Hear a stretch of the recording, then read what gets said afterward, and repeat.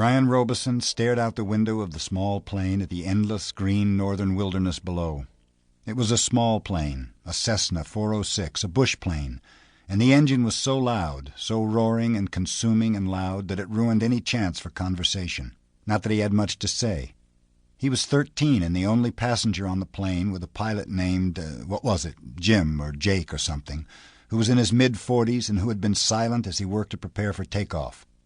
In fact, since Brian had come to the small airport in Hampton, New York, to meet the plane, driven by his mother, the pilot had spoken only 5 words to him.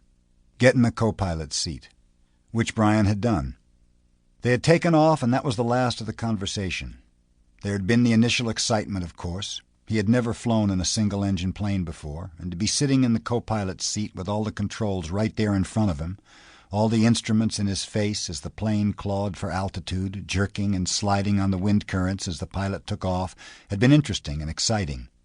But in 5 minutes they'd leveled off at 6,000 feet and headed northwest, and from then on the pilot had been silent, staring out the front, and the drone of the engine had been all that was left. The drone and the sea of green trees that lay before the plane's nose and flowed to the horizon, spread with lakes, swamps, and wandering streams and rivers. Now Brian sat looking out the window with the roar thundering through his ears and tried to catalog what had led up to his taking this flight. The thinking started. Always it started with a single word: divorce.